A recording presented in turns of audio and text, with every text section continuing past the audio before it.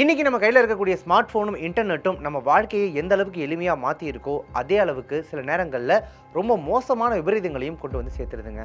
நம்மலாம் ஒரு டைமில் உடம்பு சரியில்லைனா என்ன பண்ணுவோம்? டாக்டர் கிட்ட போவோம், இல்லை அதிகபட்சமாக மெடிக்கலில் போயிட்டு கேட்டு மாத்திரை வாங்கி போடுவோம். ஆனால் டாக்டருடைய அந்த பரிந்துரை இல்லாமல் சில நேரங்களில் மெடிக்கலில் மாத்திரை வாங்கி போடுறதே நல்லது இல்லைன்னு சொல்லுவாங்க. ஆனால் இப்போ என்ன பண்ணுறோம்? கையில் ஃபோன் இருக்குது, நெட் இருக்குது, எனக்கு இந்த மாதிரி உடம்பு சரியில்லை அப்படின்னு நம்ம அதில் சர்ச் பண்ணி அதில் என்ன டேப்லெட்ஸ் வருதோ, அதில் என்ன மெடிசன்ஸ் வருதோ அதை நம்மளே நேரடியாக போய் கேட்டு வாங்கி போடுறோம். நம்ம எல்லாத்தையுமே தெரிஞ்சுக்கணும், எல்லாத்தையுமே கற்றுக்கணும் அப்படின்னு நினைக்கிறதுல தப்பே இல்லைங்க. ஆனால் சில விஷயங்களில் அதனுடைய விபரீதங்கள் என்ன, பின் விளைவுகள் என்ன அப்படின்றத தெரிஞ்சு அதை கையாள வேண்டியது ரொம்ப ரொம்ப முக்கியம். அதுவும் மருத்துவ ரீதியான விஷயங்கள் அப்படிங்கும்போது மருத்துவருடைய பரிந்துரை இல்லாமல் ஒரு விஷயத்தை நம்ம செஞ்சோம் அப்படின்னா அது எந்த அளவுக்கு விபரீதத்தை ஏற்படுத்தும் அப்படின்றதுக்கு இப்போ சமீபத்தில் திருப்பூரில் நடந்திருக்கக்கூடிய ஒரு விஷயம் ஆகச்சிறந்த உதாரணம்.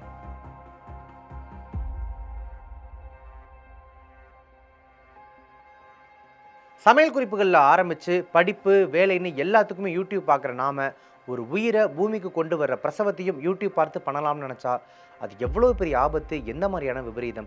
அப்படி ஒரு நெஞ்ச பதற வைக்கிற அதிர்ச்சியான சம்பவம் தான் நம்ம தமிழ்நாட்டில் திருப்பூர் மாவட்டத்தில் நடந்திருக்கு.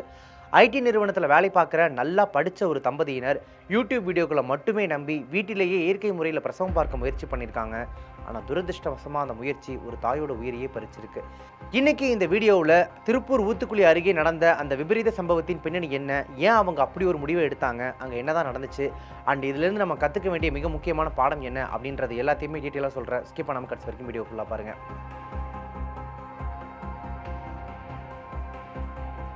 சரி, முதல்ல இந்த சம்பவத்தினுடைய பின்னணி என்ன அப்படின்றத பார்த்துடலாம்.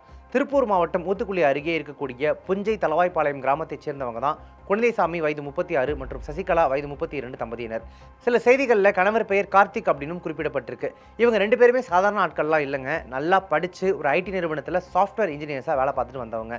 இவங்களுக்கு ஏற்கனவே 2019 திருமணமாகி இப்போ 4 அல்லது 6 வயதில் ஒரு அழகான பெண் குழந்தை இருக்காங்க. அந்த முதல் குழந்தை பிறக்கும்போது சசிகலாவுக்கு அலோபதி மருத்துவ முறையில், அதாவது ஆங்கில மருத்துவ முறையில் சிசேரியன் மூலமாக தான் குழந்தை பிறந்திருக்கு.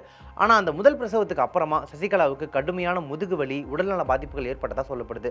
இதனால் ஆங்கில மருத்துவம் மற்றும் அறுவை சிகிச்சை மேலே அவங்களுக்கு ஒரு பயமும் அதிருப்தியும் இயல்பாக ஏற்பட்டிருக்கு. நம்ம 2வது குழந்தையை எப்படியாவது இயற்கை முறையில், நேச்சுரல் பர்த் முறையில் எந்தவித கெமிக்கலும் ஆப்ரேஷனும் இல்லாமல் பெற்றுக்கணும் அப்படின்னு சசிகலா மனசுக்குள்ள ஒரு தீவிரமான முடிவு எடுத்திருக்காங்க. இங்கே தாங்க விபரீதமே ஆரம்பிச்சிருக்கு. இயற்கை முறை பிரசவம் மேலே இருந்த அந்த ஈர்ப்பு காரணமாக சசிகலா 2வது முறை கர்ப்பம் அடைஞ்சதில் இருந்து ஒரு தடவை கூட முறையான மருத்துவ பரிசோதனைக்கு, மெடிக்கல் செக்கப்புக்கு ஹாஸ்பிட்டலுக்கு போகவே இல்லைங்க. ஸ்கேன் பார்க்குறது, மாத்திரைகள் சாப்பிட்றதுன்னு எதையுமே அவங்க பண்ணலை. அவங்களுடைய சொந்தக்காரங்க உறவினர்கள் எவ்வளவோ சொல்லி வற்புறுத்தியும் கூட, ஹாஸ்பிட்டல் போகணும்னு கூப்பிட்டும் கூட சசிகலா போக மறுத்திருக்காங்க. அதுக்கு பதிலாக அவங்க எதை நம்பினாங்க தெரியுமா? முழுக்க முழுக்க யூடியூப்பில் வர்ற வீட்டிலேயே சுகப்பிரசவம் பார்ப்பது எப்படி, இயற்கை முறை பிரசவம் போன்ற வீடியோக்களை தொடர்ந்து பார்த்து அதன்படியே வீட்டில் சில விஷயங்களை ஃபாலோ பண்ணி வந்திருக்காங்க. ஒரு தகுதி வாய்ந்த மருத்துவருடைய கண்காணிப்பு இல்லாமல் வெறும் இன்டர்நெட் தகவல்கள் மட்டுமே வச்சு ஒரு கர்ப்ப காலத்தை கடத்துறது எவ்வளோ பெரிய ரிஸ்க் அப்படின்றத அவங்க யோசிக்க தவறிட்டாங்க. கடந்த ஜூன் 23 இரவு சசிகலாவுக்கு திடீர்னு பிரசவ வலி, லேபர் பெயின் ஏற்பட்டிருக்கு. அப்பவும் அவங்க ஹாஸ்பிட்டல் போக சம்மதிக்கல. கடந்த ஜூன் 24 அதிகாலை சுமார் 5:45 மணி அளவில் வீட்டிலேயே அவங்களுடைய கணவர் மற்றும் மாமியார் பயணியாத்தால், அவங்களுக்கு வயது 56, இவங்களாம் ஒன்றா சேர்ந்து யூடியூப் வீடியோக்களை பார்த்து அந்த வீடியோக்களில் சொல்லக்கூடிய வழிகாட்டுதலின் படி பிரசவம் பார்த்துருக்காங்க. அவங்களுக்கு ஒரு அழகான பெண் குழந்தையும் பிறந்திருக்கு. குழந்தை பிறந்துருச்சு, சுகப்பிரசவம் தான் அப்படின்னு அவங்க நிம்மதி பெருமூச்சு விடுறதுக்குள்ள அங்கே ஒரு மிகப்பெரிய மருத்துவ சிக்கல் ஏற்பட்டிருக்கு. மருத்துவ முறையில் ரிட்டைன்டு பிளசண்டா அப்படின்னு சொல்லுவாங்க. அதாவது குழந்தை பிறந்த உடனே தாயுடைய உடம்புலேருந்து நஞ்சுக்கொடி, அந்த பிளசண்டா தானாக வெளியேறணும். ஆனால் சசிகலாவுக்கு அந்த நஞ்சுக்கொடி சரியாக வெளியேறாமல் உள்ளுக்குள்ளேயே சிக்கிக்கிச்சு. நஞ்சுக்கொடி பிரியாததுனால சசிகலாவுக்கு மிக கடுமையான அதிதீவிர ரத்தப்போக்கு, போஸ்ட்மார்ட்டம் ஹெமரேஜ், பிபிஹெச்னு சொல்லுவாங்க, ஏற்பட தொடங்கியிருக்கு. நிலைமை கைமீறி போகிறத பார்த்து பயந்து போன குடும்பத்தினர் உடனே சசிகலாவை பெருந்துறை அரசு மருத்துவக் கல்லூரி மருத்துவமனைக்கு முதலுதவிக்காக கொண்டு போயிருக்காங்க. ஆனால் அங்கே ரத்தப்போக்கை கட்டுப்படுத்த முடியாததுனால நிலைமை ரொம்ப மோசமாகி இருக்கு. உடனே ஈரோடு அரசு மருத்துவமனைக்கு கொண்டு போயிருக்காங்க. அங்கே அவங்க உயிரை காப்பாற்றணும் அப்படின்றதுக்காக மருத்துவர்கள் அவங்களோட கர்ப்பப்பையே அறுவை சிகிச்சை மூலமாக அகற்றியிருக்காங்க. அதோடு மட்டும் இல்லாமல் அவங்க உடம்புல இருந்து வெளியேறிய ரத்தத்தை ஈடுகட்டுறதுக்கு சுமார் 65 யூனிட் ரத்தம் வரைக்கும் செலுத்தி இருக்காங்க. பாருங்க, 65 யூனிட் ரத்தம்னா அது எவ்வளோ பெரிய அவசர நிலைமை அப்படின்றத யோசிச்சு பாருங்க. அதன் பின்னர் மேல் சிகிச்சைக்காக கோவையில் இருக்கக்கூடிய ராயல் கேர் தனியார் மருத்துவமனைக்கு கொண்டு செல்லப்பட்டு தீவிர சிகிச்சை பிரிவில் ஐசியூவில் அனுமதிக்கப்பட்டிருந்தாங்க. கடந்த 3 நாட்களாக மருத்துவர்கள் எவ்வளவோ போராடியும் துரதிருஷ்டவசமாக ஜூன் 28 காலை 10 மணி அளவில் சசிகலா சிகிச்சை பலனின்றி பரிதாபமாக உயிரிழந்திருக்காங்க. இந்த சம்பவம் குறித்து தகவல் அறிஞ்ச குன்னத்தூர் வட்டார மருத்துவ அலுவலர் நித்யா அவர்கள் ஊத்துக்குளி காவல் நிலையத்தில் புகார் அளித்திருக்காங்க. அதன் பேரில் முதல்ல சாதாரண வழக்காக பதிவு செஞ்ச போலீசார் இப்போ சசிகலாவின் உயிரிழப்பை தொடர்ந்து இதை ஒரு மரண வழக்காக டெத் கேஸாக மாற்றி தீவிர விசாரணை நடத்திட்டு வந்துட்டு இருக்காங்க. கணவர் மற்றும் மாமியார் கிட்ட போலீசார் தீவிர விசாரணை மேற்கொண்டு வந்துட்டு இருக்காங்க. தகுந்த மருத்துவ அங்கீகாரம் இல்லாமல் வீட்டிலேயே பிரசவம் பார்த்தது சட்டப்படி குற்றம் அப்படின்றதுனால இந்த நடவடிக்கை எடுக்கப்பட்டு வந்துட்டு இருக்கு.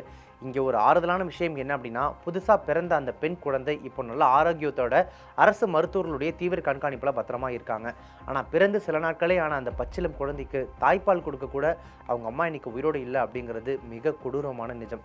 இந்த சம்பவத்தில் இருந்து நம்ம புரிஞ்சுக்க வேண்டியது ஒன்று தாங்க. இன்னைக்கு நவீன மருத்துவ வசதிகள், அரசாங்கத்தோட இலவச பிரசவ திட்டங்கள், ஆரம்ப சுகாதார நிலையங்கள்னு எல்லாமே நம்ம வீட்டு வாசல் வரைக்கும் வந்தாச்சு.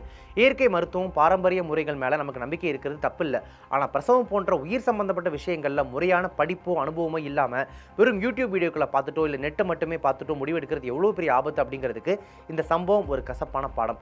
மருத்துவர்கள் என்ன எச்சரிக்கிறாங்க அப்படின்னா, கர்ப்ப காலம் முதல் பிரசவம் வரை ஒவ்வொரு தாயும் தகுதியான மருத்துவர்களின் கண்காணிப்பில் அங்கீகரிக்கப்பட்ட மருத்துவமனைகள் சிகிச்சை பெறணும். இணையதள தகவல்கள் பொதுவான விழிப்புணர்வுக்கும் மட்டுமே, அது ஒருபோதும் மருத்துவ ஆலோசனைக்கு மாற்றாகாது.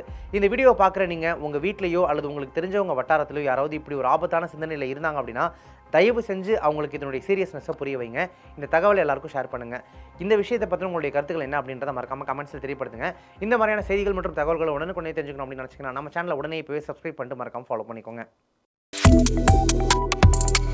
Subscribe to One India and never miss an update.